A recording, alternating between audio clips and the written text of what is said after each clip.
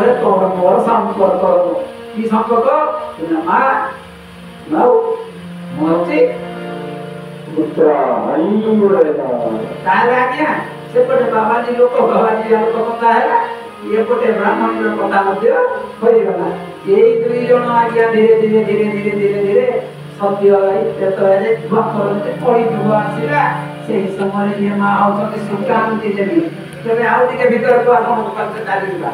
सिए होचंदी ये ना आपनकर रामदास भक्त रामदास होचंदी कहार शिष्य ना अच्युतानंदर शिष्य कଳି जुगरे से सब कहिले जे प्रभु आपन तो कଳି जुगरे मध्य आसीचंती आसीबे ताले मो कोन जीवी रामदास कहले हां रामदास काहे आसीले रामदास किए आपण माने एठी टिके बुझिला करे प्रभु निकट माने चालिला प्रभु केमिति करूछंती रामदास पचले तमे किए ना कहले राजा घर पुओ रामचंद्र भंजदेव दिने ओडिशा जते बेले चहल पड़ी जाई गोटे भिक्षु करे से कोन ना मुसलमान माने सेते बेले राजूती करूथिले तेनु करी एई हमर पुरी मंदिर को ध्वंस करिला पई इच्छा करिले सेही समय ब्राह्मण माने गोटे चतुर रे बुद्धि रे कौशल रे रामचंद्र भंजदेव कहले तुम गोटे काम कर एई जो पढुछंती ओ माने जगन माने कहउछंती जे तुमे आम घरर झियो को विवाह करो ताले आमे तुम सहित युद्ध करिवो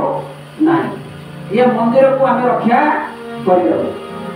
ये कथा को सुनिला परे ब्राह्मण माने कौशल करि कहले राजा तमे ताको विवाह करो जते बेले विवाह करिया पई कहले अरे मोर जाति चली दिबो राजा कहउछंती मोर जाति चली दिबो काहे से माने जगन मु होची ठाकुर राजा से वंशर छुआ तेणु मु केमिति विवाह करी ब्राह्मण बोले ना आपनकर कीर्ति हैला एई जगन्नाथ मंदिर प्रभु जगन्नाथ बलभद्र सुभद्रा जदि आपनकर कीर्ति आपन कीर्ति को रक्षा करन किछि असुविधा हो जेते बेले आज्ञा ब्राह्मण कथारे पड़ी राजा सेही मुसलमान झियो को बाहे पड़िले ब्राह्मण माने तांकर कौशल करथले ब्राह्मण माने कहले तुम को आउ हमें सुनिबो नाही देखंतो एठी भलो कथा कहि देले एठी बेईमान करिले केउ माने ब्राह्मण माने जेते बेले से कोई बेईमान करिवा पय गले राजा बहुत कांदिले ताले मु कोन करिवि किपरि भाबरे करिवि ना मु जगन्नाथ को दर्शन किपरि कहिवि आज्ञा नौटा पाउछ अछि ए माने 22 पावच अछि ए 22 पावच तळे कोन अछि कोन थुंबटा अछि कोन तो आज्ञा गरुड़ स्तंभ जानी कि से गरुड़ स्तंभटा को आनि के बाहर कोई देले सिए प्रभु करे 300 वर्ष पूर्व सेटा भीतर थिला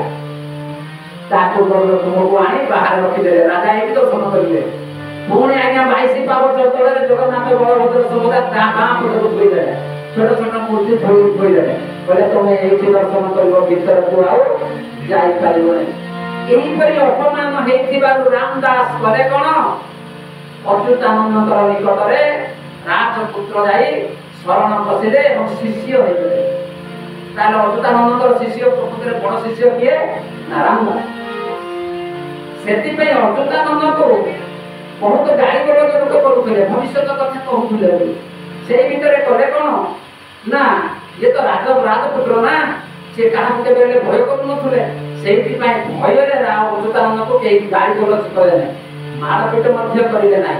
अच्युतानंद को पहिले आपण देखते देखि पाछुते देखंतु जेते कहउछंती कहंतु मु तार पई सहाय्य करिबे तांकर शिष्य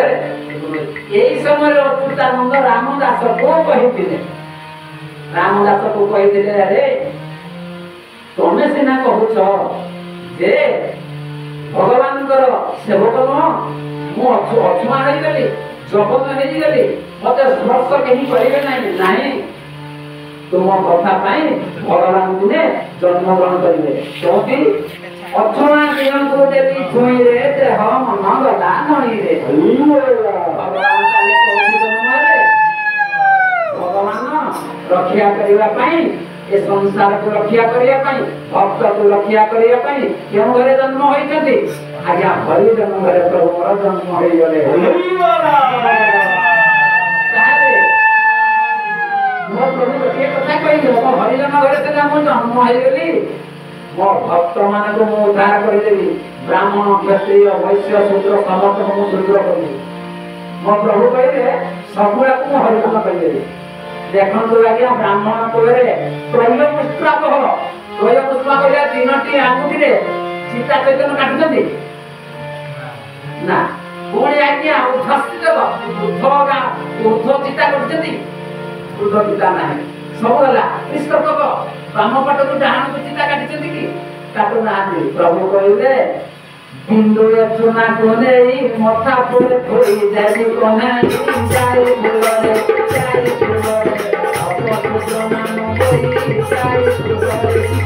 ପ୍ରଭୁ କହିଲେ ମୁଁ ସମସ୍ତଙ୍କୁ ଶୂଦ୍ର ବନେଇଦେବି